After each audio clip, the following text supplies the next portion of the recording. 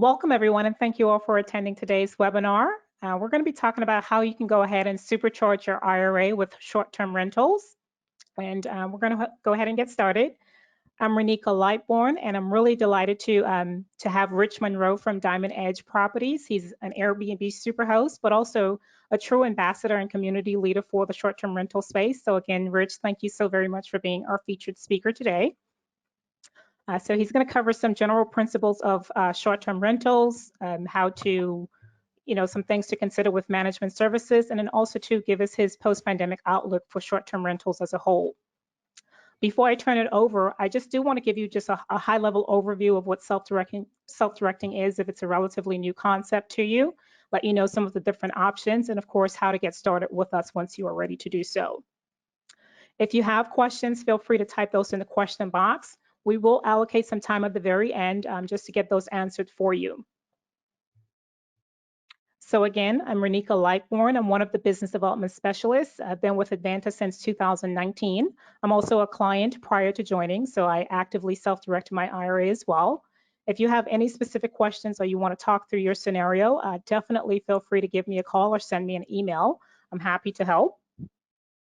So just, a little housekeeping before we get started. At Advanta, we don't give any tax, legal, or investment advice. Just know that all of the information that we provide to you is for educational purposes.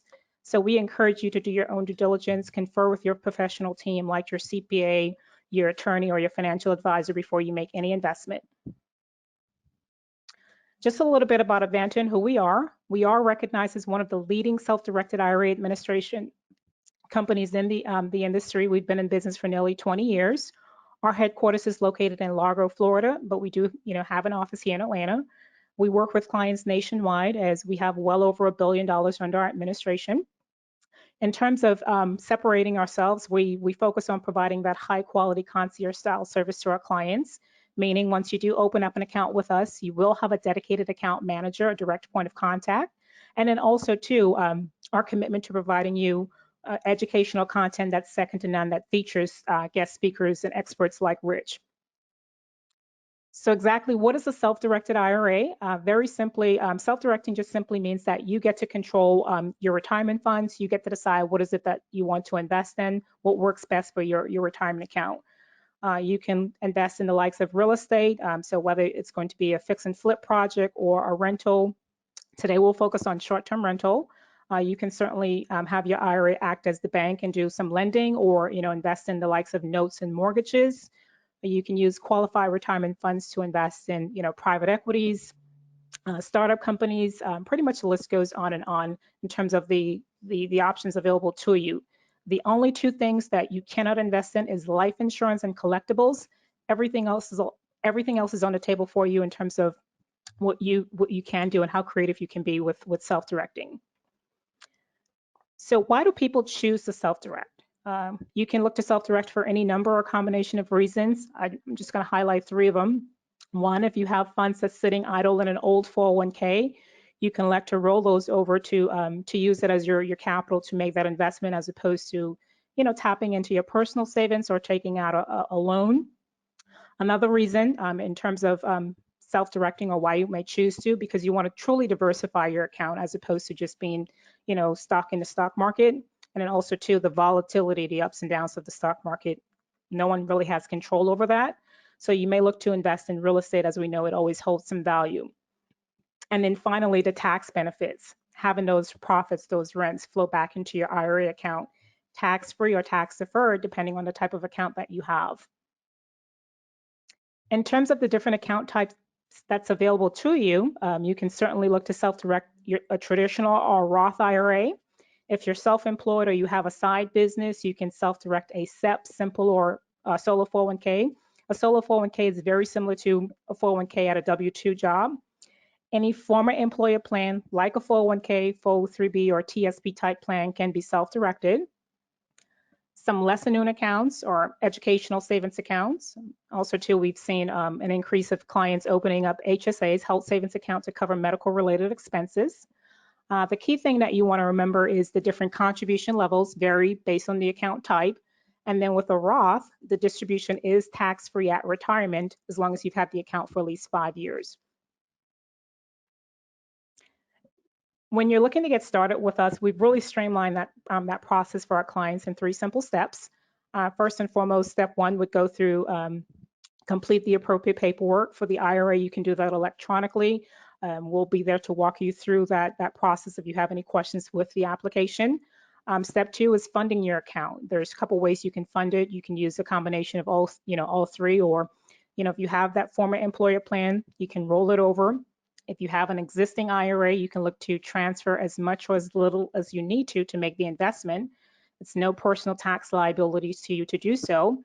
And then finally, making a cash contribution, an annual cash contribution based on the account type that you have in terms of the amount. And then finally, step 3, what is it that you want to invest in? What is it that you get to decide what works best for you? If it's a short-term rental that's near a city center, or it's a beach condo, or a Airbnb at in the mountains, you get to decide what works best for your IRA. And with that, I'm going to go ahead and turn it over to Rich so he can go through his presentations with us. Just bear with me.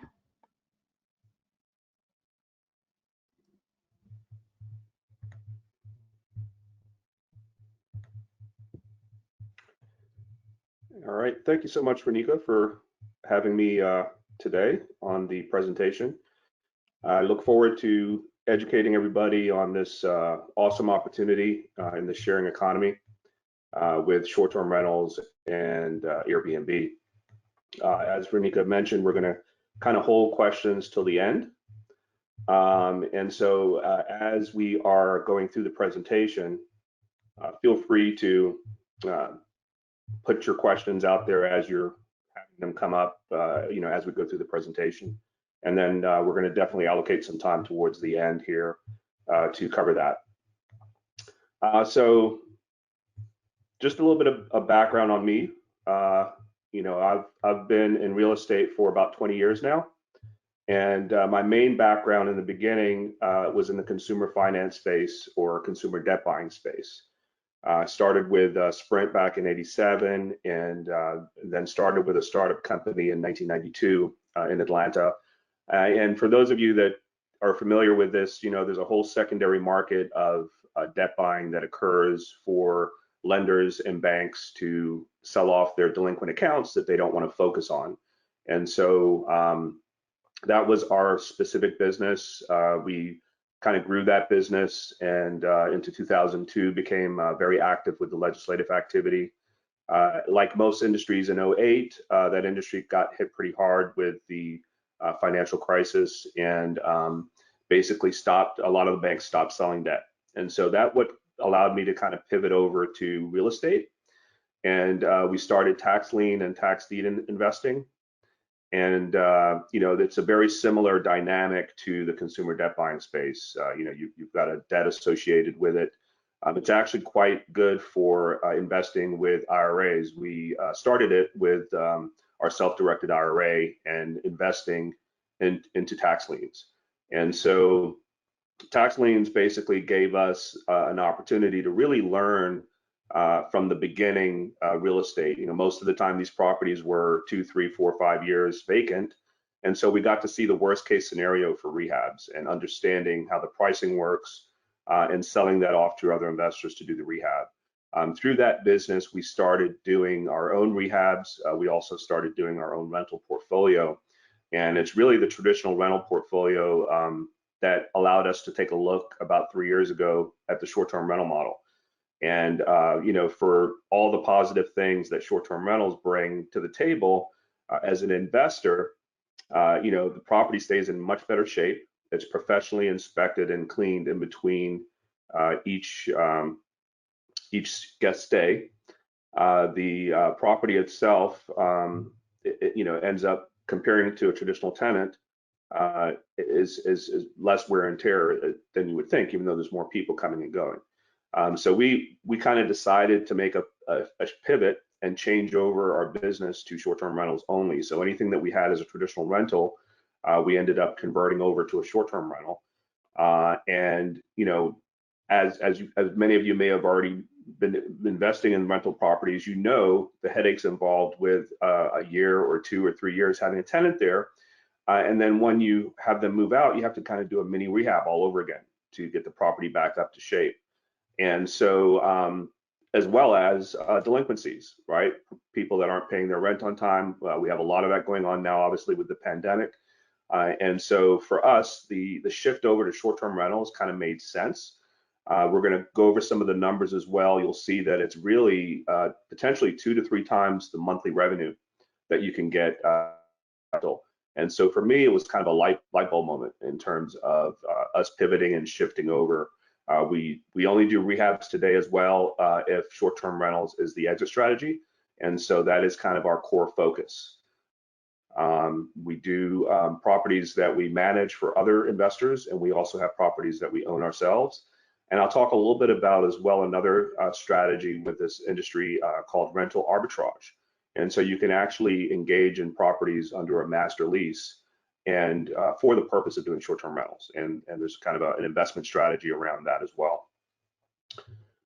So, you know, the whole sharing economy concept is really what has kind of made this such a good opportunity for real estate investors, as well as just everyday people.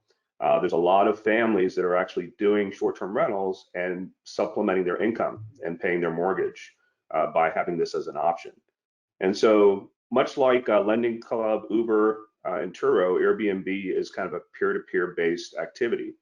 Individuals that are able to participate and sell off to individual guests as well to have them stay there. And so this industry itself, you know, is going to potentially grow. I really see this as the beginning. Airbnb has been around for 10 years. And for those of you that have been following it, they went public last December, and their pre-stock IPO price was around $50. They opened up around $160.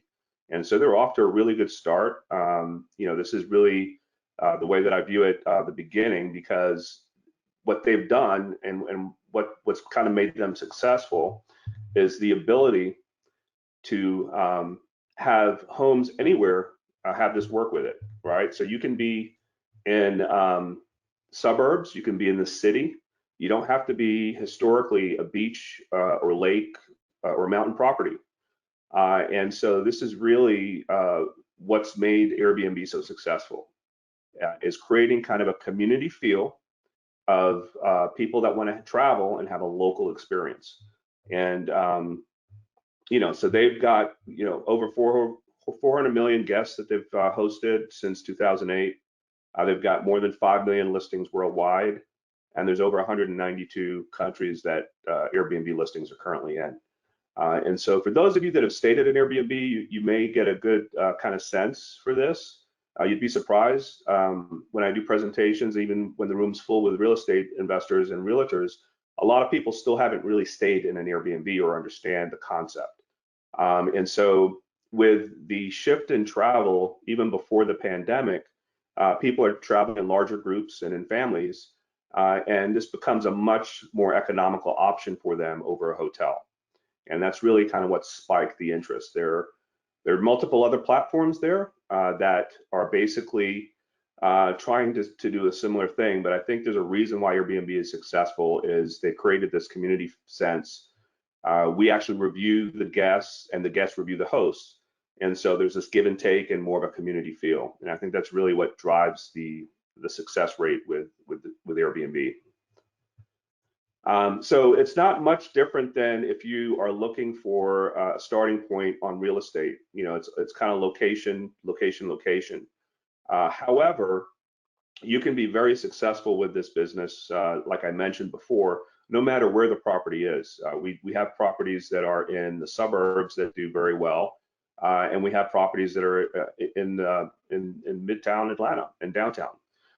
So when you're starting this out as an investor or as an investment opportunity, you really want to identify your target guests. And obviously, pre-pandemic, you know, the traveling business traveler was kind of a good fit for this space. Now, there are many other types of guests that we are currently hosting. You know, given what's happened with the pandemic, obviously, back in March and April when they shut down the international travel, a lot of us experienced cancellations. And since then, however, it's been kind of a slight change in the way guests are coming in. You know, as you guys know, with the pandemic, people have been pent up and have the flexibility now more than ever before to work remotely from home or from anywhere in the world for that matter. So we have a lot of people that are traveling for that reason, to have a change of pace and to be able to visit other family members. And so the short-term rental becomes a good opportunity for that. Experience of a local. So that's really the whole feel here. You want to be able to have the flexibility of being in a 5-bedroom house or a 1-bedroom apartment with all the amenities that come with that in comparison to a hotel. Convenience, you know, the convenience factor of easy access to some of the downtown areas is a big factor. We have properties that are in Midtown Atlanta, kind of Virginia Highlands, Ponce City Market area, where people can walk to all the restaurants, the Atlanta Beltline, Piedmont Park. And so convenience is a big factor when you're kind of determining which property is a good fit for this. Obviously, safety. You know, in terms of crime and things like that, similar to what you might be looking at, you know, to determine that. Let's see here. All right, let me just turn off my webcam because I think we're having a little bit of audio difficulties here. Just want to make sure everybody can hear clearly. Renika, if you can confirm that you can hear me, and I'll keep going. Yes, I sure can. All right, good deal. All right, so walkability, like I've talked about, is a big factor. Now, you know, there's other factors that come into play when you're determining where the property is. You know, obviously close to tourist attractions and things like that is a good plus. And basically accessibility to kind of the main highways that allow you to come and go and get into the city areas is a big factor.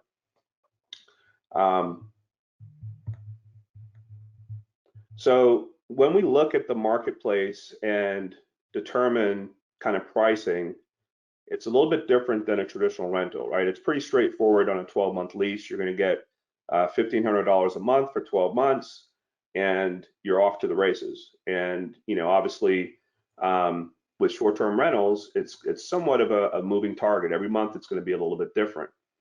And the two determining factors that you kind of analyze when you're doing a market analysis is the nightly rate and the percentage of occupancy.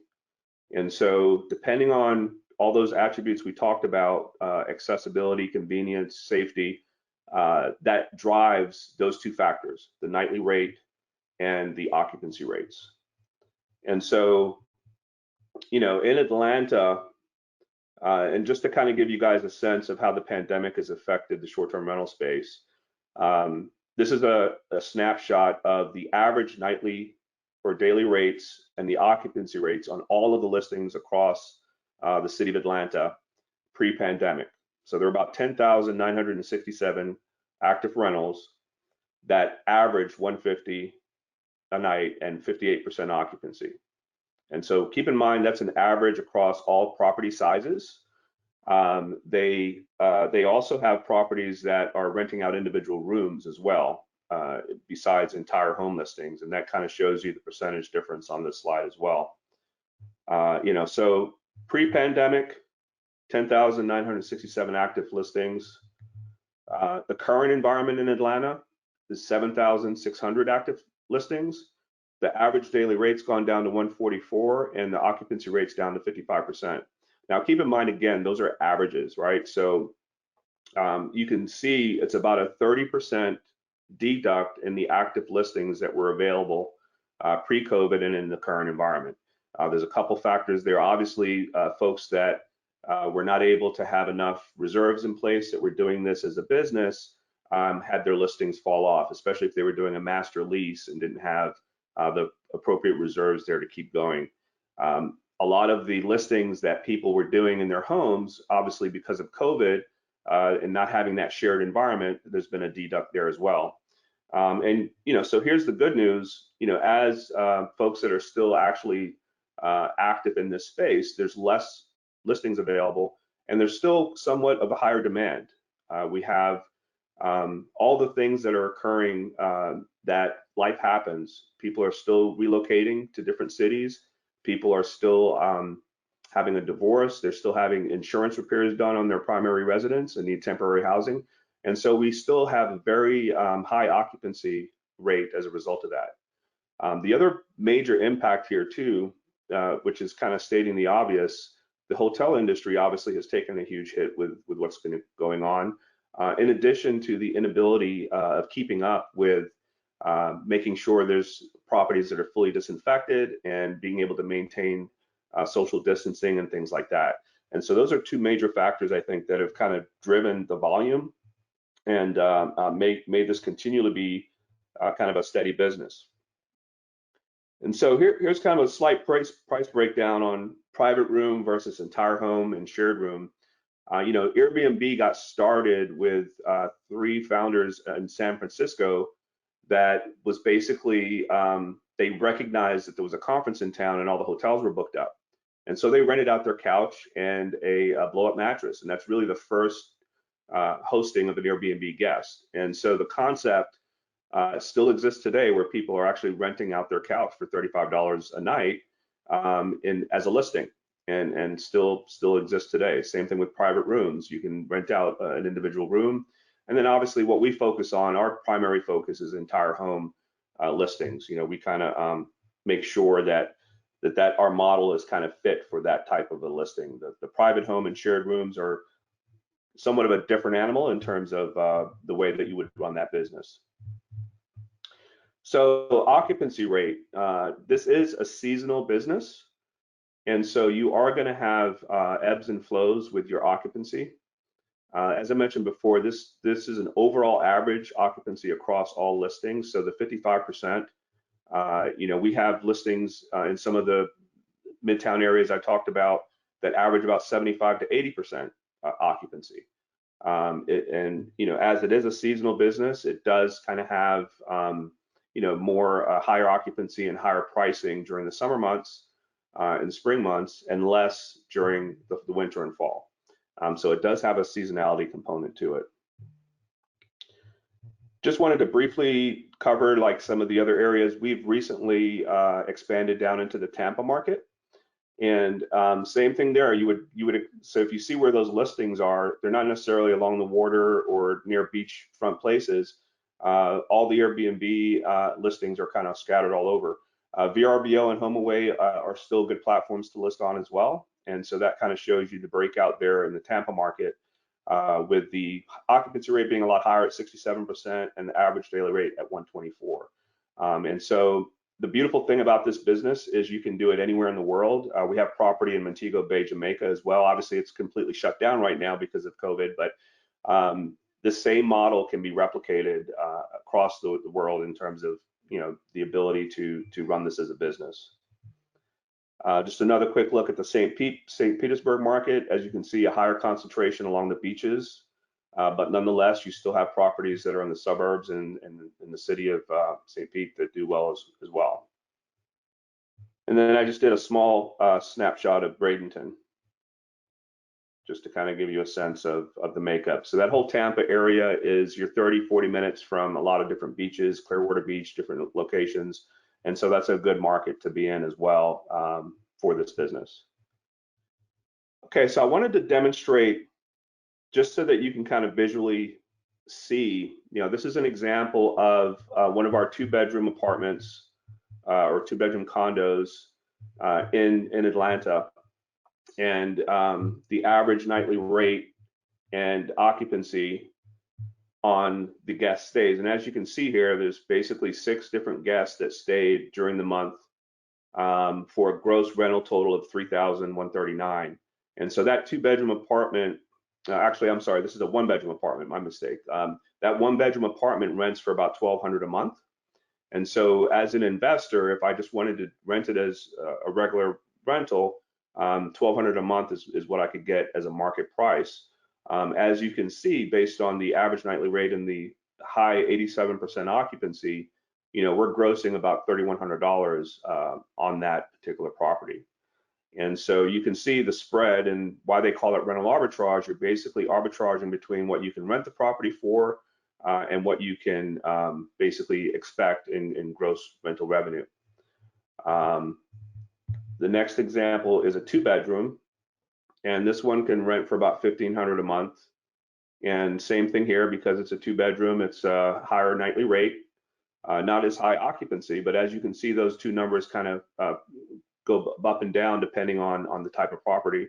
So we're looking at about $4,000 in gross rental revenue on this 2-bedroom.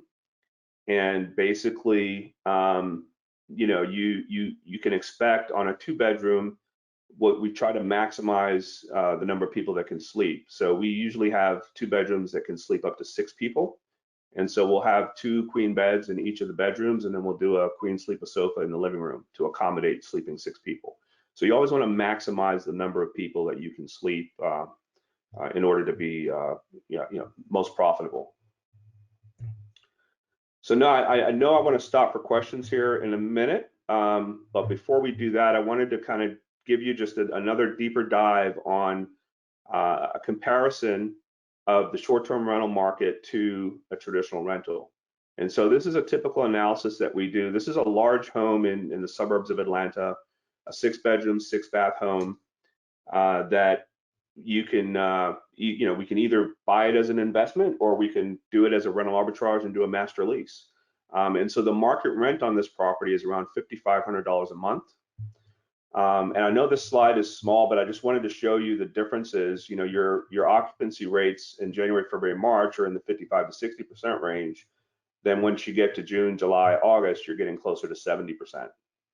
And so after all your expenses as an investor or an owner, you can see that you're going to net potentially about $38,000 higher than if you were to just do a traditional lease. And so every time we do an analysis, and we also provide comps here of the other properties that are already doing short-term rentals in that market and what their average nightly rates are, to kind of back into coming up with a conservative estimate on your case property. And so this is just one example. The 6-bedroom homes, or the larger homes, tend to be a lot more profitable. As you can tell, the average nightly rate here is about $686. And basically, you know, so you've got condos and 1-bedroom apartments where you're basically at closer to $80 to $90 a night. And so that's kind of where the spread is in terms of, you know, the lowest amount and the highest amount as an average. One of the things that, you know, to run this as a business, you know, on Airbnb, you have 2 different categories of hosts, one being super host and a regular host. And so one of the things that we strive to do is maintain that superhost status. And there's 4 criteria that Airbnb actually reviews every 3 months to basically allow you to keep that superhost status. So it's all about hospitality and guest experience and your reviews, right? So if you maintain a 4.8 or higher review, you're eligible for the superhost status. You have to have had at least 10 people stay. 0 cancellations is a key component, because obviously if you have people booking for travel, you don't want to have them canceled on unexpectedly. And so there is a penalty if you cancel on the guest. And so that's a very critical part. If the calendar is available, make sure that it's ready to host guests, and that you don't have any cancellations come up. And then the 90% response rate is pretty typical. You know, you're going to want to respond quickly to guests. So we have a 24/7 coverage with virtual assistants that handle most of our guest communication. And so if we have people inquiring in the middle of the night, we were able to respond to any questions they might have, as well as be able to, you know, secure those bookings so that we don't lose out on that. Lastly, one of the most important things about short-term rentals is the legislative environment. And so I'm a board member of Short-Term Rental Owners Association of Georgia. We do a lot of lobbying efforts because this is a fairly new industry. There's a lot of cities and counties and jurisdictions that are just now defining the rules. In fact, the city of Atlanta is in the process right now of determining what the short-term rental ordinances should be for folks that want to do this in Atlanta. So this is something that's an important aspect, so that when you're looking at potential locations, Whether it's same thing in Tampa. Tampa has actually got a defined ordinance in place, so it's important you know what that is. And so that's really the first step in determining whether a property is going to be a good fit for this or not is understanding the legislative environment and being able to determine what that looks like. So I think, and again, I know I kind of raced through this, but if Renika, if you want to come back on and see if we have any questions to go through. Yes, absolutely. So I do have a couple questions that came in. So first question is, what percentage of your revenue goes to Airbnb? That's a great question. And so, I can't say enough about the reason why the short-term rental model exists as successful as it does is because of the Airbnb platform. So I spend $0 on marketing for guests or having guests come to the property. Airbnb charges a 3% of the rental amount for being on their platform. And so that includes the guest communications. They have a platform that allows you to do the communicating with the guest. There's also the resolution center. And so a big benefit of listing on Airbnb and hosting guests on Airbnb is that if there's any physical property damage or any issues that come up during that guest stay, Airbnb has a $1 million insurance policy that covers any of those issues. We've used it quite frequently. You can, in fact, get short-term rental owners insurance for liability purposes on the property, but because of the Airbnb insurance, there's no deductible, and so that basically you're 100% covered as long as you provide documentation and support for any damages that occur. And like I said, we've used that pretty frequently, and it's definitely another benefit. And so for 3% on your rental revenue, it's well worth it to be able to have, the other simple things that Airbnb does, which is basically collecting the payments, right, and managing that whole process. There's a lot of platforms out there that don't do a good job of that. And so again, I think it's one of those things that they figured out. And you don't want to have to chase after people trying to collect the credit card, the 3 digits on the credit card or something like that. It's all handled by Airbnb. Okay, next question I have is, what software do you recommend to evaluate night rates and percentage of occupancy for a new listing? Right, so a lot of the analysis that we do and that I covered here is based on AirDNA. And so there's it's basically a third-party company. It's not related to Airbnb, but they're capturing data on a historical basis and maintaining kind of a data set across the globe on the short-term rental market. And so I can send out a link to be able to get kind of a free trial with them, but it's called AirDNA that runs this analysis for you. Excellent. So next question is, where were the screenshots drawn from the show area occupancy rate, average nightly rate? I think that's relating to the question you just answered. My apologies. Okay. So next question is, how do I go about finding a property? Can I use IRA personal funds combined for down payment? So yeah, you can partner with your IRA using IRA funds and personal funds, but the question is, how do they go about finding properties for short-term rentals? Right. So, there's a couple different ways you can go about it. If you are wanting to basically buy a property that's already move-in ready, you can do an acquisition for the purpose of setting it up as a short-term rental and basically just buy it as a retail buy already fixed up. We've been quite successful with doing just buying distressed property, rehabbing it, and then doing short-term rentals with it. And then the third option, like I've talked about earlier, which is kind of a lower barrier to entry, is actually engaging with a landlord or an owner and doing a master lease.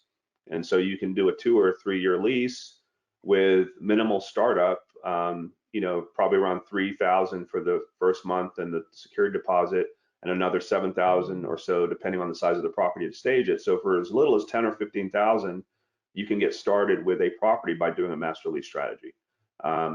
Or alternatively, going in and acquiring the property and looking at the regular listings that are out there in the area that you want to target this for. Okay, next question. Do you know how the market is in Port St. Lucie, Florida, or how do I find out about a local market? Right. So in Florida, there's actually a similar short-term rental owners association like we have in Georgia that focus on lobbying efforts and defining what the rules are for each jurisdiction. And so I believe it's called the Vacation Rental Association of Florida. So you can reach out to them for specific details about local markets within the state of Florida. You can also reach directly out to the county or city planning and development. So that their group is usually the ones that will have any rules in place for short-term rental, and it's a good starting point to just really see on the county level or the city level if they already have rules in place. Okay, next question. The expense list that you showed did not include cleaning. I do want to reference really quick. If your IRA is investing in the short-term rental, if the IRA is the only party involved on the deal, then all of the expenses, which include cleaning, is covered by the IRA. But they wanted to know the report that you showed didn't include cleaning. How do you account for that? Yep, that's a great question. So in our mind, the cleaning is actually a pass-through. So each guest that stays pays for the cleaning, and the cleaners get paid directly. So it's really not a revenue event or an expense event. So it's really a straight pass-through from the guests to the cleaning staff. And while we're on that, the cleaning team is really an integral part of this process. And so that's a critical part of the business, right? So the last thing you want to do is have a guest check in and the cleaners forgot to clean out the microwave with chicken wings from 2 days ago, or there's a towel that was left behind the door in the bathroom. So the cleaning has to really be a thorough cleaning. They do full disinfecting. They touch every surface. And so like on a 6-bedroom house like this example, your cleaning fees could be in the $400 to $500 range for each stay.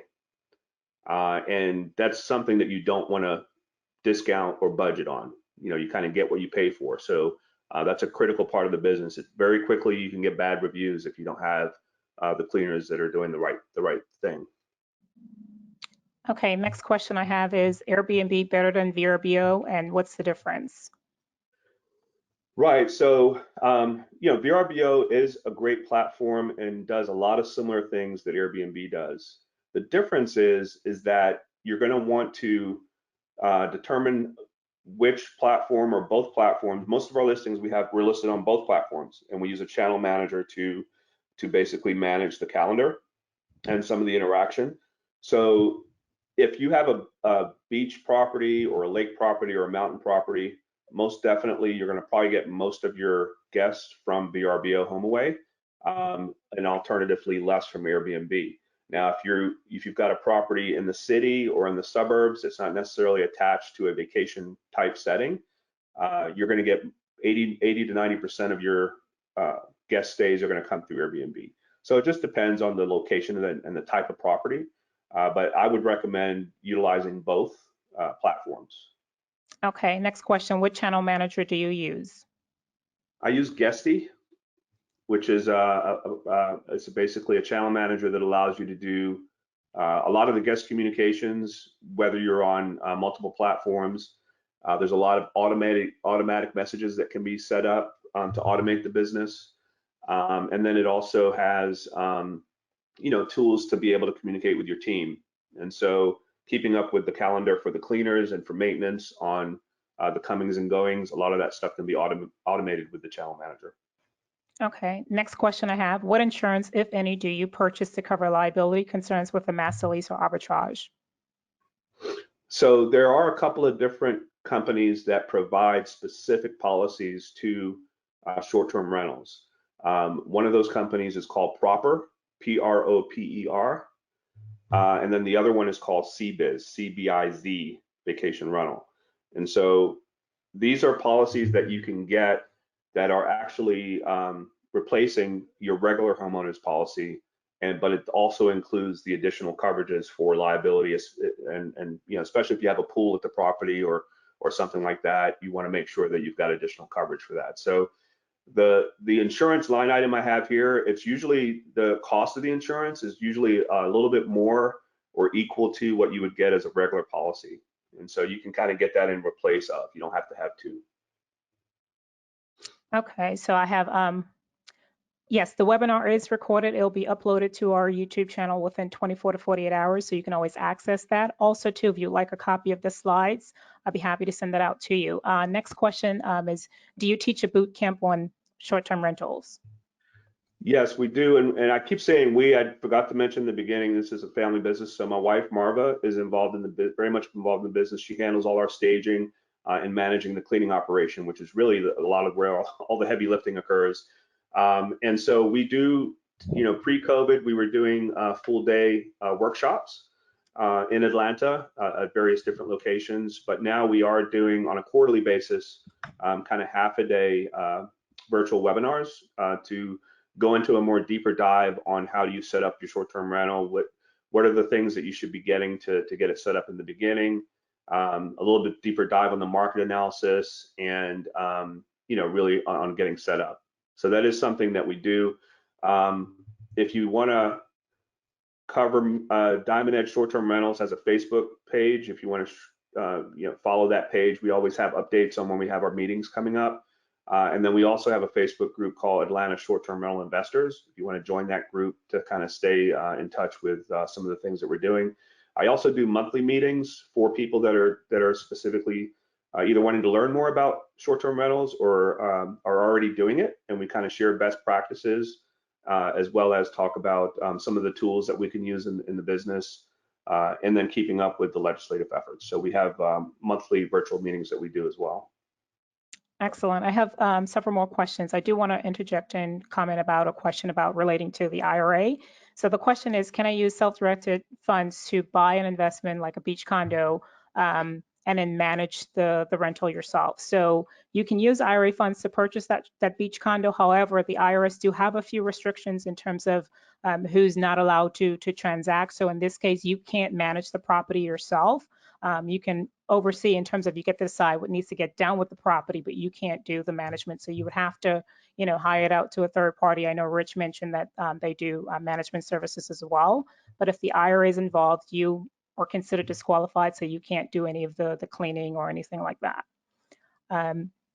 Next question is, who pays management fee if it's covered by the short-term renter? If the IRA is the person that's owning the property 100% or putting 100% of the investment in the management fee, any related fees will be covered by the IRA.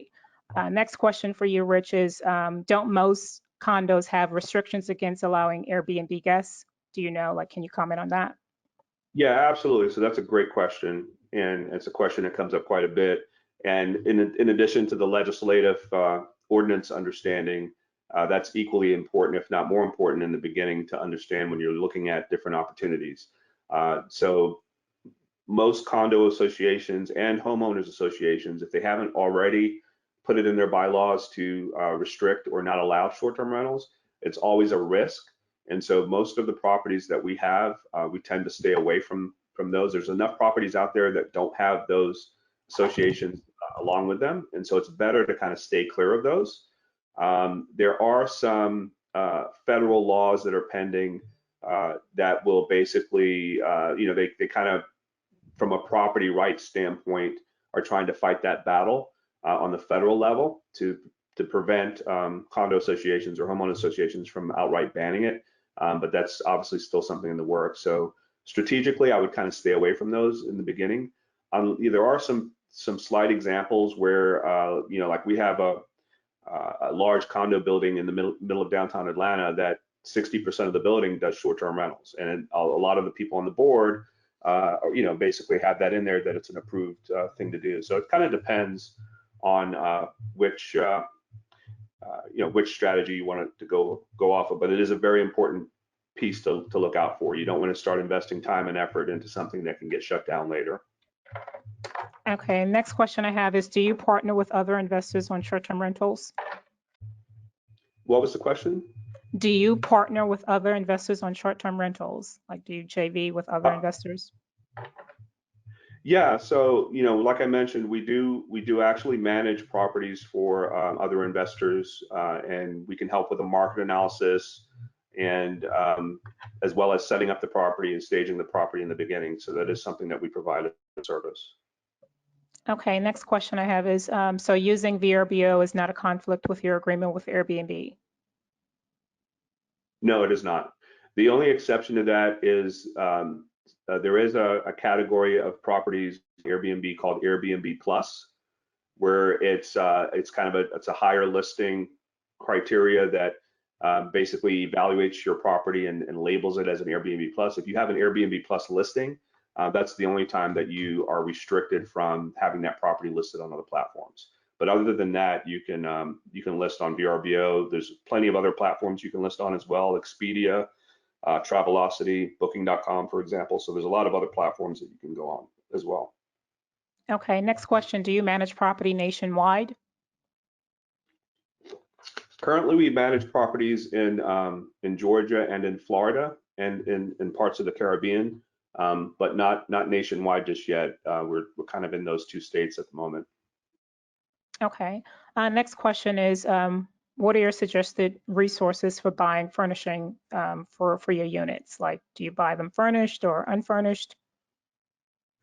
Yeah, we typically buy them unfurnished, and we've got partnerships with some of the discount furniture rental places. If you're doing this on a one-off basis, there's a lot of ways to get good quality furniture through either estate sales or Facebook Marketplace or OfferUp. So strategically, you can kind of get some good quality pieces that way. I would not recommend. I know some people just kind of run to IKEA. Not a downplay on IKEA. They have great furniture, but you want to have some unique look to the property, and versus just having the basic furniture look. So you do want to put some thought into, as well as some dollars invested into something that's somewhere that you'd want to stay. You don't want to have it be too basic. Okay, I have some more questions, but I do have an IRA related question. So the question is, can you purchase property via your IRA in Europe? Yeah, absolutely. So you can use IRA funds to invest internationally. We have clients that do it. So absolutely, that's an option for you as well. Next question is, how do I navigate the city short-term rental laws, and how do I get involved with, I know you mentioned Storaga, so they're asking how do they get involved?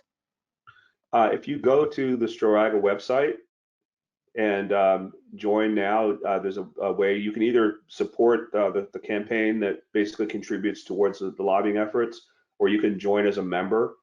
So if you go to that website, storaga.org, you'll be able to join there. Okay. So next question is, do I need a license property manager, or do I need a license to invest in Airbnb? You do not need a license to either host your own property or manage properties for others.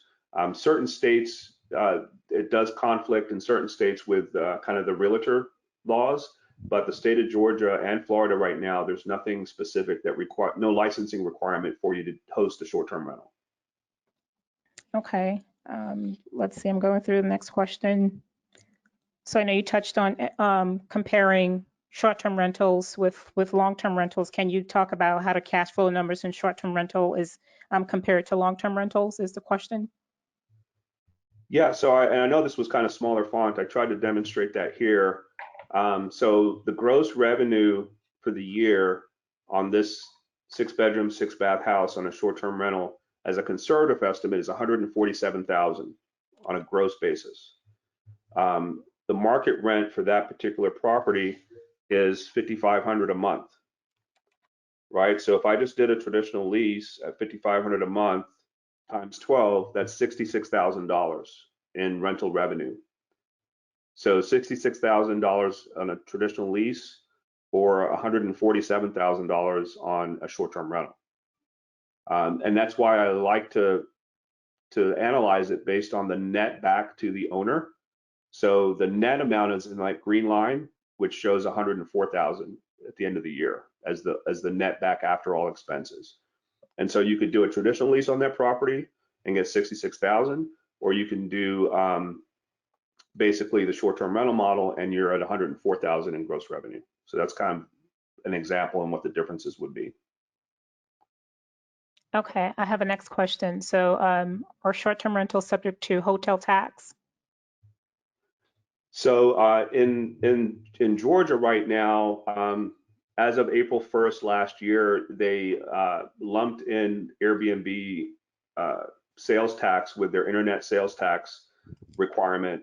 And so you do have a county requirement on the county level to pay taxes.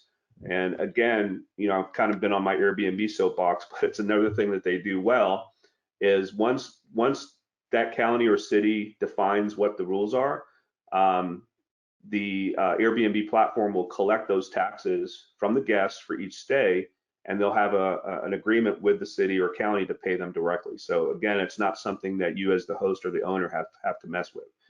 It's handled on the platform. So specifically though for hotel taxes, that's what's currently being defined right now for the city of Atlanta. So right now there's no hotel tax, but it's expected that that will be part of the new upcoming legislation that's going to probably be released in the next couple of months. Okay, I do have a question relating to IRA. So the question is, I've heard vacation rentals cannot be bought in your IRA due to active nature of the income and management. So you can purchase, rentals within your IRA, short-term or long-term. It depends on if that is considered a business in terms of it may be subject to what's called UBIT, unrelated business income tax. So it depends on if your IRA is an active investor or passive investor. So that'll determine and how you're getting the returns back. Definitely always with any tax-related questions, confer with your professional team like your CPA or tax advisor. Sometimes if you're subject to if your IRA is subject to UBIT, it may still make sense to do the deal, but we can definitely talk more offline if you want to know more about being concerned about possible UBIT tax. And let's see, what are your so the question is, what are your thoughts about short-term rentals after the pandemic is over? Great question, and I kind of touched on this a little bit. I think let me just touch on a little bit more detail on the differences, right? So pre-COVID, the average guest stay was 3 to 5 days. During COVID, the average guest stay is 15 to 20 days. So people are staying longer in the current environment, for the obvious reasons, right? We don't have a lot of conventions and conferences going on. There's not a lot of people traveling in for business. And so a lot of the current activity are folks that are still working remotely and have the flexibility to work from anywhere, as well as people that are kind of domestically traveling within a few hours of where they live and visiting other family members by staying at some of the short-term rentals. Post-pandemic, or as we kind of move into away from kind of the quarantine environment, we are looking more at hotels that are struggling with, even after COVID is over with, in terms of having that safe environment and not have the comfort level that they've got the bandwidth to make sure that those places are disinfected. One of the other things with short-term rentals that is a big piece is the self check-in and the flexibility. If you guys have used Uber, it's the same kind of concept, right? You use everything on the app. So they get the check-in instructions on the app. It's typically an electronic code that gets them into the property so they can check in without even seeing anybody. So it's that kind of flexibility that I think is definitely going to add to a shift of popularity and people wanting to travel and utilize short-term rentals versus hotels going forward. Okay, great. So I think I have one more question that came in. Is there a COVID buying opportunity for short-term rentals? Yeah, I think it's just real estate in general. We've touched on the moratorium and the deferments, the holdback on foreclosures. As we go into this year, I think, and a lot of those things start coming out, a lot of opportunities are going to be there for real estate in order to acquire property. So I think that's definitely a good advantage going forward. Excellent. I think that covers all of the questions. Great questions, everyone. Rich, great content. We really appreciate you being our featured speaker today. Again, if you have specific questions or you want to know more, whether it's about self-directing your IRA, feel free to reach out to us at Advanta. If you want to know more about Diamond Edge Properties and Rich Munroe's content, definitely feel free to reach out to him, directly. Rich, any last comments before we end today's webinar? Yeah, Renika, I want to thank you again for inviting me today. If I want to just add one additional thing, as a real estate investor, whether you're investing passively or actively, short-term rentals is a good thing to have in your toolbox strategically as an option. Everything in real estate has an exit strategy in mind, and so the more that you know about the different options when it comes to generating revenue with real estate, I think the better off you are. So whether you don't want to jump into this full force and kind of do it full force, it'll be good and productive to kind of know that this option exists and kind of what's involved with it.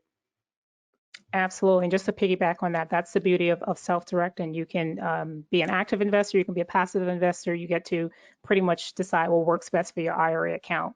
I'm going to go ahead and end today's webinar. But again, thank you everyone for joining. Thank you, Rich, for being our featured speaker, and happy investing, everyone. Thanks again, Renika. Take care. Likewise.